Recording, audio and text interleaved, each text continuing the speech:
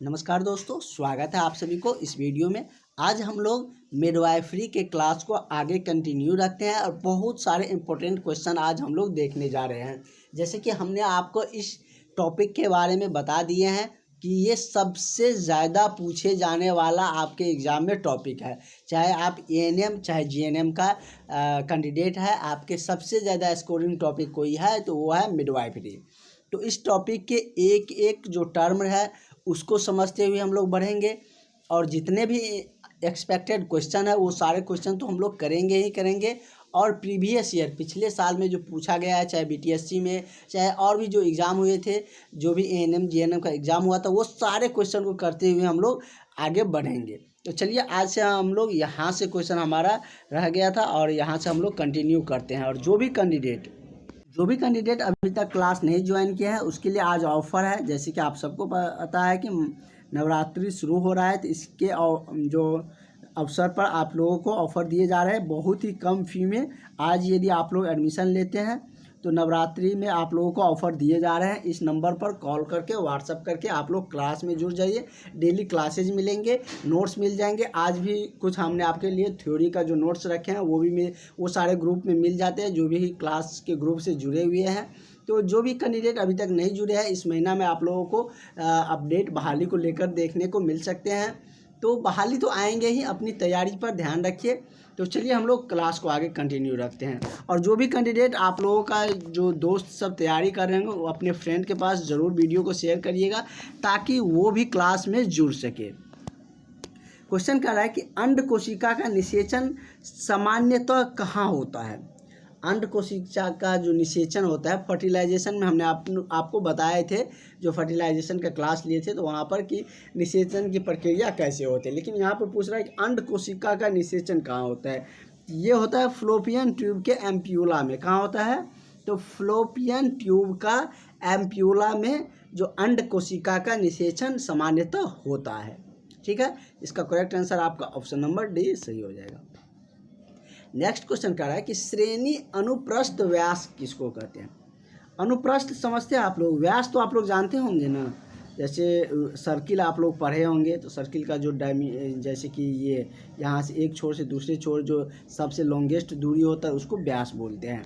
अनुप्रस्थ मतलब क्या, जैसे क्या ये आप एग्जाम्पल के तौर पर समझा रहे हैं। ये कोई बेलनाकार आकृति है, कोई चीज़ है, इसको आप यहाँ से काट दीजिए।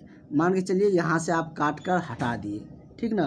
तो अब कैसे बन जाएगा, तो देखिए अब आपका कैसे बन जाएगा उसका हम लोग डिज़ाइन करते हैं। तो अब ऐसे बन जाएगा, ऐसे बनेगा। यही क्या हो गया, अनुप्रस्थ हो गया। जब काट हटा लेते तो वो क्या हो गया, अनुप्रस्थ हो गया। या तो कहेगा इसका एरिया पूछेगा तो ये एरिया हो जाएगा, लेकिन आपसे पूछ क्या रहा है कि इस अनुप्रस्थ का व्यास, तो व्यास क्या होगा, यहाँ से यहाँ तक की दूरी क्या हो जाते हैं, व्यास हो जाते हैं। तो वही कह रहा है कि जो श्रेणी अनुप्रस्थ है उसका व्यास कितना होता है।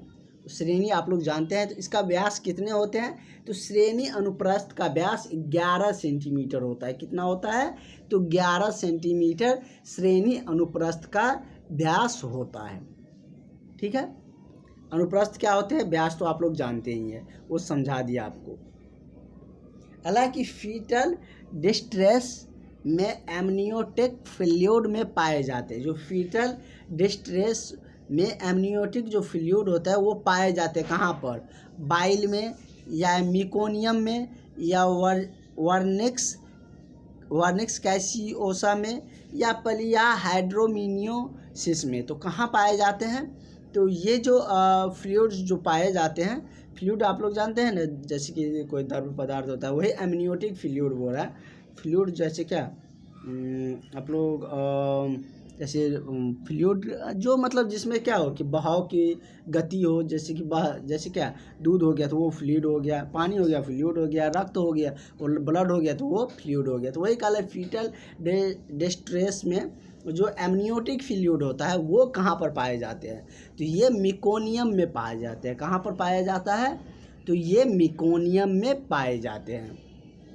और आप लोग ऐसा बिल्कुल में नहीं करिएगा कि दुर्गा पूजा आ गया है तो हम लोग अब छुट्टी ही मनाएंगे 10 दिन। आप लोगों को तैयारी में समय बहुत कम मिलेंगे, इसीलिए आप लोग हाँ लास्ट में 1-2 रोज़ हम भी आपको क्लास स्टॉप कर देंगे। लेकिन आप जब तक टाइम मिल रहे हैं जैसे बहुत सारे जो बहनें होंगे वो फास्टिंग करते होंगे, किसी न किसी दिन फास्टिंग करते हैं, या कोई 9 दिन भी करते होंगे।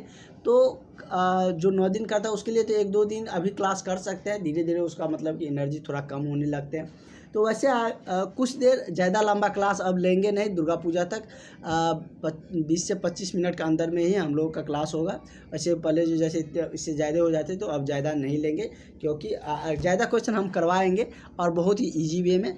आप लोगों को कभी न कभी टाइम मिल जाता है कि आप लोग पूरा क्लास अटेंड कर सकते हैं, इसलिए हम आपको ग्रुप के जरिए आप लोगों के जो व्हाट्सएप से जुड़े हुए हैं उसमें हम आपको लिंक भेज देते हैं, ताकि आप कभी भी उसको देख सकें। अगला है कि ट्यूबल एक्टोपिक प्रेगनेंसी के फट जाने पर किस शल्य चिकित्सा द्वारा ठीक किया जाता है? तो कौन सा शल्य चिकित्सा अपनाया जाता है? तो जो जैसे इसमें दिया है क्या, क्यूवेक्टॉमी या उफ्रैक्टोमी या साल्पीजैक्टोमी या हिस्टेरोएक्टोमी। तो किस शल्य प्रक्रिया द्वारा उसको ठीक किया जाता है? जब ट्यूबल एक्टोपिक जो प्रेगनेंसी होते हैं वो फट जाते हैं तो उसको क्या चीज़ के द्वारा, तो साल्पीजैक्टोमी के द्वारा ठीक किया जाता है। किस शल्य प्रक्रिया द्वारा? तो साल्पीजैक्टोमी प्रक्रिया के द्वारा उसको ठीक किया जाता है। तो इसका करेक्ट आंसर आपका ऑप्शन नंबर डी हो जाएगा। अगला क्वेश्चन कह रहा है कि प्लेसेंटा का जन्म कहाँ से होता है? कोरियोनो फ्रांडोसम से, या मायोमेट्रियम से, या एमनियोन से। तो कहाँ से होता है प्लेसेंटा का जन्म? प्लेसेंटा का बहुत सारा फंक्शन है, तो ये हमने आपको बताया भी है। तो प्लेसेंटा का जो जन्म होता है वो जो फ्रांडोमस होते हैं वहाँ से इसका जन्म होते हैं। तो इसका करेक्ट आंसर आपका क्या हो जाएगा? तो ऑप्शन नंबर आपका ए सही हो जाएगा। ठीक है, नेक्स्ट क्वेश्चन है कि गर्भ अवस्था के अंत में लगभग कितना वजन बढ़ता है? हमने आपको बताए थे कि गर्भ अवस्था को 3 ट्राइमेस्टर के टर्म में बांटते हैं, प्रथम तिमाही, द्वितीय तिमाही, तृतीय तिमाही। क्योंकि गर्भधारण जनरली कितने दिनों का होता है? तो 9 महीनों का होता है, तो उसको 3-3 महीना के टर्म में बांटा जाता है। तो प्रथम जो तिमाही होते हैं उसमें 1 से 3 kg, दूसरे में 6, और तीसरे जो गर्भ अवस्था होते 90 महीने तक जाते जाते कितना हो जाता है? तो 11 रहेगा, तो 11 भी कर सकते हैं। अगर इसमें जैसे कि क्या दिया है कि 10 से 12, तो हमने आपको बताए थे कि अगर एवरेज के टर्म में दिया रहेगा तो आपको कौन सा ऑप्शन मतलब कि कितना एवरेज के बीच में होगा? तो वैसे 11 होता है एग्जैक्ट, लेकिन एवरेज में 10 से 12, इसी को जोड़ देते हैं। 10 और 12 कितना? 22। इसको 2 से डिवाइड करिए। एवरेज का वही मतलब होता है कि जोड़ दीजिए, जितना है उतना, जितना संख्या है उतना से भाग दीजिए। 2 संख्या तो 2 से भाग देंगे तो 11 kg आ गया। तो वही होता है कि गर्भ अवस्था के अंत में लगभग कितना वजन बढ़ जाता है? तो 10 से 11 किलोग्राम या 11 kg तक बढ़ता है। तो इसका करेक्ट आंसर आपका ऑप्शन नंबर ए सही हो जाएगा। अगला क्वेश्चन है कि स्कैल्प और पेरिऑस्टियम के ऊपर जो इडिमेटस सूजन को क्या कहते हैं? जो स्कैल्प और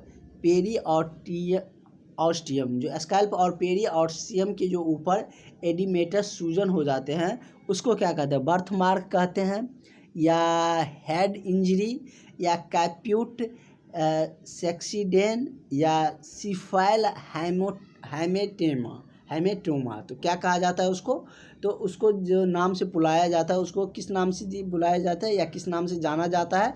तो कैप्यूट सक्सीडेनम के नाम से। किससे? तो कैप्यूट सक्सीडेनम के नाम से। थोड़ा सा नाम रहता है मिडवाइफरी में चैप्टर में, कुछ थोड़ा आप लोगों को लगेगा कि नहीं ये नाम हमको कैसे आ गया। ठीक है, और इधर आपको मतलब कि ज़्यादा उतना नहीं है, हल्का ही है ये सब। सिर्फ यहाँ पर एक ये यहाँ पर समझाने वाला है, तो इसको वहाँ पर क्वेश्चन रह रहा है उसको भी हम लोग बताएंगे। यहाँ पर एक थ्योरी है जो पीछे आपको काम आने वाला है, इसलिए इस क्वेश्चन को पहले कर लेते हैं। कह रहा है कि गर्भ अवस्था में HCG एवं HPL हार्मोन का स्रोत क्या होता है? गर्भ अवस्था में HCG और HPL हार्मोन का स्रोत होता है, लेकिन उसका क्या स्रोत है? अपरा, माँ, या मिला जुला स्रोत, या भ्रूण? HCG के बारे में हमने आपको बताए हुए हैं, इसका थ्योरी भी हमने आपको दिए हुए हैं। उसके जो एससीजी का क्या क्या फंक्शन है, इसका क्या वर्क है और ये कब होते हैं, ये सारे कुछ हमने आपको बताए थे। जैसे कि कोई महिला यदि गर्भवती धारण करते हैं तो उससे एससीजी से ही पता चल पाता है कि वो उसका गर्भधारण कितने दिनों का है, जो कि मूत्र और रक्त में वो मतलब क्या होता है, शामिल होते हैं। चलिए उसके बारे में हम लोग डिटेल्स में जान लेते हैं, एससीजी का फुल फॉर्म भी और उसका फंक्शन भी जान लेते हैं। ये आपको पहले से मिला हुआ है, ये थ्योरी वाला आपका जो हमने एससीजी के बारे में बताए हुए हैं, ये आपको पहले ही मिल चुका है कि एससीजी का स्तर में गिरावट, और इसमें बहुत सारा है कि एससीजी हार्मोन ही होता है जो कि कोरियोनिक जो गाइनोड्रोपियन हो, इसका मतलब कि कह सकते हैं कि एससीजी का फुल फॉर्म या एससीजी का इसका फुल नेम कह सकते हैं, ये है जो कि ये एक प्रकार का हार्मोन है जो गर्भवती होने पर पाया जाता है और यह आपके प्लेसेंटा द्वारा बनाया जाता है। किसके द्वारा बनता है, हमने आपको बताया थी कि जब भी कोई महिला गर्भ धारण करते हैं तो प्लेसेंटा उसमें उसके लिए बहुत ही फंक्शन के लिए जिम्मेदार होता है, उसका बहुत ही वर्क होता है। जब कोई गर्भवती होते हैं तो उसके मूत्र, पेशाब और रक्त में एससीजी पाया जाता है और उसी को स्तर को माप कर ये परीक्षण किया जाता है, ये जांच किया जाता है कि आपका जो गर्भधारण है वो कितना अच्छा तरह से आगे बढ़ रहा है, क्या मतलब इसमें बच्चा स्वस्थ होंगे या किस तरीके से आगे बढ़ रहा है। ये सारा कुछ एससीजी हार्मोन के तहत ही मापा जाता है, इसी से पता। तो आपको हमने अभी एचसीजी के बारे में हम लोग जान चुके हैं अभी, और अभी हम एचपीएल के बारे में जानेंगे। अभी हम लोग इसके बारे में देख चुके हैं और इसका थ्योरी पहले भी आपको मिल चुका था। वैसे इसके बारे में हम लोग एचसीएल के बारे में हम लोग नहीं जाने थे, तो यहाँ पर उसके बारे में भी हम लोग जानेंगे। यहाँ पर फुल इन्फॉर्मेशन कि क्या कुछ ये होता है और ये हार्मोन किस चीज़ के लिए जिम्मेदार है। जैसे क्या ह्यूमन प्लेसेंटल जो लैक्टोजेन होते हैं, मतलब जिसको एचपीएल कहते हैं। एचसीएल हम लोग जान चुके हैं कि यह किसके लिए जिम्मेदार है, तो गर्भधारण में जो कैसे किस तरीके से जो गर्भ अवस्था है वो बढ़ रहा है, उसकी सारी जानकारियाँ एचसीजी से ही पता चलते हैं। और एचपीएल के बारे में हम लोग यहाँ पे जान रहे हैं कि इस हार्मोन को क्या कहते हैं, इसको ह्यूमन कोरियोनिक सोमाटोमाइट्रोट्रोपिन कहते हैं। इसको सही से नाम पढ़िएगा, थोड़ा सा बड़ा है, के नाम से भी जाना जाता है। और ये भी एक तरीके से क्या है, हार्मोन है, और दोनों किस स्रोत से प्राप्त होता है, तो अपरा के माध्यम से प्राप्त होता है। चलिए हम लोग फिर से अपने क्वेश्चन पे आते हैं। तो दोनों के बारे में हम लोग जान चुके हैं और एचसीजी के बारे में हमने पहले इससे भी डिटेल्स में सारी चीज़ें हमने आपको बताए हुए हैं। एचसीजी मतलब कि गर्भ अवस्था को बताता है कि किस तरीके से वो सही चल रहा है या किस तरीके से बढ़ रहे हैं। उसी से जांच के माध्यम से डॉक्टर जो बताता है आपको, इस एचसीजी के माध्यम से ही बताता है। यह एक हार्मोन है जो कि रक्त और पेशाब में मिल जाता है। एचसीएल के बारे में भी हम लोग जान चुके हैं कि ये दोनों एक तरीके से हार्मोन है और इसको अपरा स्रोत है इसका मुख्य रूप से। जो एचसीजी और एचपीएल जो हार्मोन है उसका मुख्य स्रोत, जो स्रोत जानते हैं ना आप लोग की, मतलब कहाँ से आता है। कहता है ना कि हमारे आय का स्रोत कृषि है या जॉब है, तो उसी तरीके से इसका स्रोत क्या है, ये कहाँ से आते हैं, तो ये अपरा से आते हैं, ठीक ना। अपरा इसका मुख्य स्रोत है। फिर से हम लोग यहाँ पर आते हैं। हम लोगों का कुछ क्वेश्चन यहाँ पर रह चुका था, नहीं तो बोलिएगा सर कुछ क्वेश्चन छोड़ दिए थे। 31 हो गया था ना, कहाँ तक हुआ था, ये सब हो गया था, ये सब हो गया था। इसके बाद हम लोगों का ये भी हो गया था, ये नहीं हुआ था। कह रहा कि सामान्य जगह पर स्थित प्लेसेंटा के जो प्लेसेंटा है वो अगर अपने सामान्य जो स्थिति है उससे मतलब कि समय से पहले अलग हो जाना है, जहाँ पर उसका रहना चाहिए, जिस जगह पर प्लेसेंटा कहाँ पर रहता है, ये हमने आपको एक क्लास में फिगर के साथ समझाए थे कि प्लेसेंटा कहाँ पर है। वो आपको आई थिंक वो नोट्स भी मिला हुआ है, जो भी क्लास ज्वाइन किए हैं पहले से, और वो हम एक बार फिर से आप लोगों को बता देंगे क्योंकि बहुत सारा कैंडिडेट बाद में ज्वाइन किए हैं। तो प्लेसेंटा जो अगर अपने पहले स्थिति से मूव कर जाता है, मतलब कि पहले स्थिति से अलग हो जाता है, तो उस क्रिया का या उस अलग हो जाने को क्या कहा जाता है। प्लेसेंटा प्रीविया या प्लेसेंटा इनक्रीटा या एवर्सियो प्लेसेंटी या प्लेसेंटा एक्रीटा। तो किस नाम से उसको जाना जाता है, क्या चीज़ बोला जाता है उसको? तो उसको बोला जाता है प्लेसेंटा प्रीविया। क्या बोला जाता है? यदि प्लेसेंटा अपने स्थिति से समय से पहले अलग हो जाए, जहाँ पर उसको समय तक रहना चाहिए था, अगर वहाँ पे नहीं है, वहाँ से वो अपना स्थान बदल लिया, तो समझिए क्या हो गया, वो प्लेसेंटा प्रीविया हो गया। क्या हो गया? उसको प्लेसेंटा प्रीविया के नाम से जानते हैं। ठीक ना। अगला है, यदि जैसे कि डॉक्टर बोलेगा कि इसको प्लेसेंटा प्रीविया हो गया, तो आप लोग समझ सकते हैं कि मतलब कि प्लेसेंटा अपने स्थिति जो जहाँ पर स्थित होना चाहिए वहाँ से वो अलग हो चुका है, समय से पहले वहाँ से अलग हो चुका है, इसलिए उसको नाम, साइंटिफिक नेम उसको दिया जाता है प्लेसेंटा प्रीविया। अगला है कि इनमें से कौन सा कार्य लाइकर द्वारा नहीं किया जाता है? शॉक को एवर्ज करना, या भ्रूण के तापमान को सामान्य रखना, या यह प्रसव के समय सर्विक्स का विस्तार कर देता है, जब डिलीवरी होने लगता है उस समय सर्विक्स को विस्तार करता है, या यह भ्रूण को पोषण प्रदान करता है? तो भ्रूण को पोषण प्रदान करना ये तो मतलब कि लाइकर का ही काम है, जो कि प्लेसेंटा के माध्यम से होता है। तो इसका करेक्ट आंसर यही हो जाएगा। क्या करता है? मतलब कि लाइकर द्वारा, सॉरी, मतलब कि उसका भ्रूण को पोषण प्रदान करना किसका कार्य है? तो प्लेसेंटा का कार्य है। और यही मतलब कि क्या करता है? तो ये आम जो गर्भ धारण करता है जब कोई महिला, तो गर्भ अवस्था जो गर्भाशय होते हैं वहाँ पर भी जो पोषण तत्व होते हैं या ऑक्सीजन होते हैं उसको पहुंचाने का कार्य भी किसके द्वारा किया जाता है? तो प्लेसेंटा द्वारा किया जाता है। प्लेसेंटा का बहुत फंक्शन है, उसको हमने एक क्लास में बताए हुए हैं, उसका पूरा डिटेल्स, और उसका वीडियो जो भी क्लास ज्वाइन किया है उसका उससे मिल भी चुका है, एक बार और उसको दोहराएंगे भी। लेकिन इस क्वेश्चन में कह रहा है कि कौन इसका लाइकर का काम नहीं है, ये तो प्लेसेंटा का काम हो गया। तो मतलब कि ये क्या है कि शॉक को एजॉर्ब कर लेना, ये भी लाइकर का ही काम आता है। भ्रूण को मतलब ये पढ़ने में थोड़ा सा यहाँ पर डिफरेंट, यहाँ पर नहीं लगा हुआ है, थोड़ा देख के क्वेश्चन पढ़िएगा। एग्जाम हॉल में भी नहीं किसी क्वेश्चन में लगा रहेगा तो उस पर थोड़ा सा रुकिएगा, सोचिएगा कि क्या कार्य है, मतलब इसमें से कौन उसका कार्य नहीं है लाइकर का, वो हमको देखना है। तो ये भ्रूण के तापमान को भी मेंटेन रखता है, मतलब सामान्य करके रखता है, और प्रसव के समय सर्विक्स को अभी विस्तार करना इसी का काम है, लाइकर का ही। लेकिन भ्रूण को पोषण प्रदान करना इसका कार्य नहीं, वो प्लेसेंटा के माध्यम से होता है, तो ये इसका कार्य नहीं है।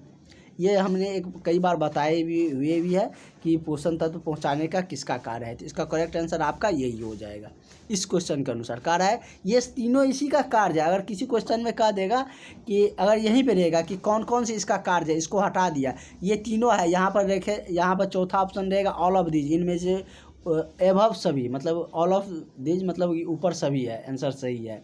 तो क्या हो जाएगा? ऑल ऑफ दीज हो जाएगा, क्योंकि ये तीनों उसका कार्य है।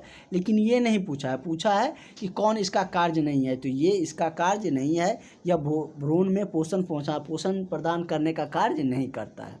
ठीक है, क्वेश्चन को थोड़ा सा समझिएगा, अपने आप आ जाएगा, कोई दिक्कत नहीं है। अगला है कि गर्भाशय को रक्त आपूर्ति करने वाला आर्टरी है, यूटेराइन और आर्टरी, यूटेराइन आर्टरी एवं कह रहा है कि गर्भाशय को जो रक्त की आपूर्ति करता है, गर्भाशय तक जो रक्त को ले जाता है, उसमें से दो आर्टरी है जिसका कार्य है कि गर्भाशय तक क्या चीज़ को ले जाना? तो रक्त को ले जाना। और गर्भाशय तक ऑक्सीजन कौन ले जाता है? तो प्लेसेंटा ले जाता है। पोषण तत्व तो कौन ले जाएगा? तो प्लेसेंटा ले जाएगा। लेकिन यहाँ पर पूछ रहा है कि रक्त का आपूर्ति जो आर्टरी करते हैं, दो आर्टरी करते हैं, उनमें से एक आपको दे दिया गया है, यूटेराइन आर्टरी दे दिया गया है। पूछ रहा है कि अगला आर्टरी कौन होता है, तो दो आर्टरी होता है, तो एक तो यूटेराइन हो गया जो कि ऑप्शन दे ही दिया क्वेश्चन में ही। दूसरा कौन है? तो ओवेरियन आर्टरी। क्या होता है? Ovarian artery.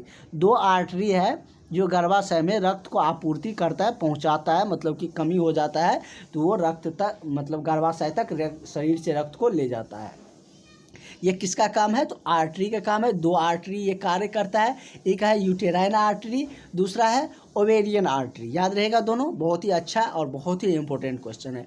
आपको इस चैप्टर के सारे क्वेश्चन अच्छा से पढ़ना है। एक बार यदि आपको समझ में तो सारे कुछ समझा के ही बताते हैं, अगर याद करने में एक बार में नहीं आ रहे हैं तो दोबारा वीडियो देखिए, एक बार PDF पढ़िए, निश्चित रूप से आ जाएगा। ये टॉपिक बहुत ही इंटरेस्टिंग भी है और बहुत ही पूछे जाने वाला टॉपिक भी है। हार्ड बिल्कुल भी नहीं। हाँ, एक बार पढ़ता है ना तो कोई चीज़ हार्ड लगता है, उसको दोबारा पढ़िएगा तो वो हार्ड नहीं लगेगा, फिर दोबारा पढ़िएगा तो वो अपने आप आने लगेगा। जहाँ पर आपको लगने लगे कि हमको ये चीज़ें हार्ड लग रही है तो आप समझ जाइए कि यहाँ पर हमको मेहनत की ज़रूरत है। हम जितनी बार इसको रिवाइज करेंगे उतना हमारा ये टॉपिक, ये चैप्टर क्लियर होगा और उस पर उतना ही ज़्यादा कमांड होगा।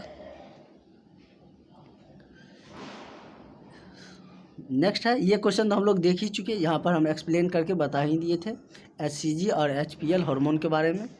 बहुत ही इम्पोर्टेंट क्वेश्चन है ये। अगला है कि कंसेप्शन के 15वें दिन और 8वें सप्ताह तक, 15वें दिन से लेकर 8वें सप्ताह तक, या यहाँ पर दूसरे सप्ताह दे देगा। 15 दिन मतलब क्या, 2 सप्ताह हुआ ना, या तो दूसरे सप्ताह से 8वें सप्ताह रहेगा या 15 दिन से 8वें सप्ताह तक अंतर गर्भाशयी विकास की अवस्था को क्या कहता है। यदि अंदर में मतलब अंतर जो गर्भाशयी है उसका विकास जो होता है तो उस अवस्था को क्या कहा जाता है, भ्रूण अवस्था या एम्ब्रियो अवस्था या ओवम अवस्था या पोस्ट कनेक्शन अवस्था। तो किस नाम से उसको जाना जाता है, क्या कहा जाता है। यदि अंतर गर्भाशय का विकास हो रहा है तो उसको क्या चीज़ बोले जाता है, तो उसको बोला जाता है एम्ब्रियो अवस्था। कौन सी अवस्था कहा जाता है, तो एम्ब्रियो अवस्था के नाम से उसको हम लोग जानते हैं। और ये कब होता है, तो ये 15वें दिन या दूसरे सप्ताह से 8वें सप्ताह तक के बीच में अंतर गर्भाशयी का विकास की अवस्था होते हैं, जो कि जिसे हम लोग एम्ब्रियो अवस्था से जानते हैं। इसका करेक्ट आंसर आपका ऑप्शन नंबर बी सही हो जाएगा। नेक्स्ट है फेस प्रस्तुति का डिनोमिनेटर। डिनोमिनेटर आप लोग जानते हैं ना, जैसे क्या है 2/5 है तो इसको नोमिनेटर कहते हैं। ऊपर जैसे है तो ये इस नोमिनेटर हो जाता है और नीचे जो रहता है उसको डिनोमिनेटर बोलते हैं। तो ये कह रहा है कि फेस प्रस्तुति का, फेस जो प्रस्तुत करता है कहेगा ना कि मतलब कि इतना बाय इतना के फॉर्म में आपके फेस का रेशियो है। बहुत सारे फिल्म में भी इसका जिक्र करता है। और हाँ, मिस वर्ल्ड और मिस इंडिया सब का जो सिलेक्शन होता है या कहते हैं कि ये बहुत ज़्यादा सुंदर है, और आप लोग सोचते होंगे कि इससे ज़्यादा सुंदर तो हमारे यहाँ लोग बहुत सारे लड़की है, लेकिन वहाँ पर क्या चीज़ देखा जाता है, वही फेस का मतलब कि और भी ज़्यादा सारे जो चीज़ें होते हैं फेस का, वो किस रेशियो में है, किस शेप में है, तो बटर के रूप में है या किस शेप, बहुत सारा उसके मापदंड का इकाई होते हैं। तो इस पर मतलब उसको जज किए जाते हैं। अब आप लोगों को उसमें भी कोई कन्फ्यूजन नहीं रहेगा। वही कह रहा है कि फेस प्रस्तुति का डिनोमिनेटर है क्या, डिनोमिनेटर समझा दिए क्या है। जैसे दिया है कि स्कैप्यूला, मेंटम या ऑक्सीपुट या सैक्रम। तो फेस प्रस्तुति का जो डिनोमिनेटर होते हैं वो मेंटम होता है। क्या होता है, मेंटम। तो करेक्ट आंसर क्या हो जाएगा आपका, ऑप्शन नंबर बी हो जाएगा। मेंटम फेस प्रस्तुति का डिनोमिनेटर होता है। इसको क्वेश्चन को अच्छा से समझा भी दिए। अगला है कि भ्रूण को ऑक्सीजन युक्त रक्त किसके द्वारा प्रदान किया जाता है। वहाँ पर हमने देखे थे कि 2 ऐसे आर्टरीज क्या थे, 2 आर्टरीज थे जो क्या करते थे कि गर्भाशय तक क्या करता था, तो मतलब कि रक्त को पहुँचाने के कार्य करता था। अभी हम लोग देखे थे ना क्वेश्चन, कहाँ था, हाँ, कि मतलब गर्भाशय तक रक्त की जो आपूर्ति करते थे 2 आर्टरी, यूरेटाइन आर्टरी और एक आर्टरी और कौन जानते हम लोग, तो ओवेरियन आर्टरी। 2 आर्टरी थे जो रक्त को पहुंचाने का कार्य करता था गर्भाशय तक। वही उसी से रिलेटेड क्वेश्चन यहाँ पर भी है।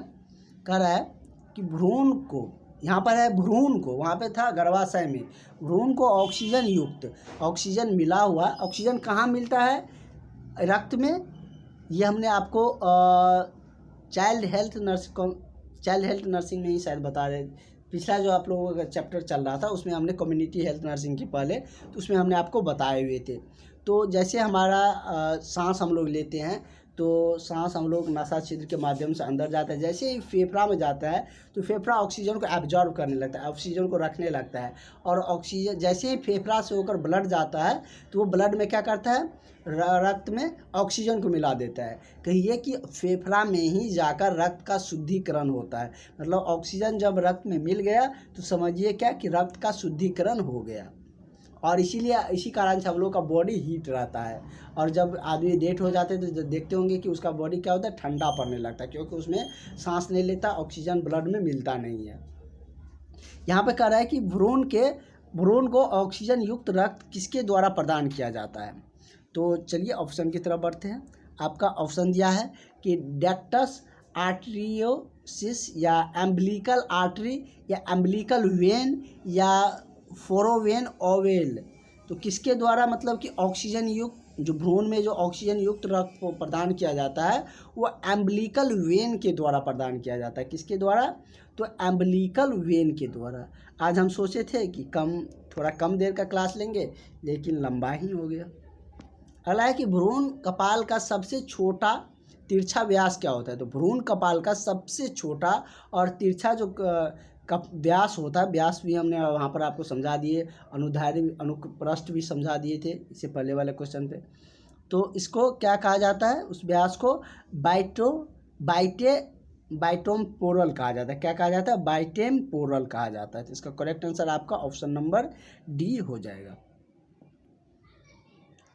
और हम लोग का आगे का जो क्वेश्चन है वो कल के क्लास में कंटिन्यू करेंगे, क्योंकि आज बहुत सारे कैंडिडेट उतना देर क्लास अटेंड नहीं कर पाएंगे, इसलिए कल से हम लोग कंटिन्यू रखेंगे। Thank you.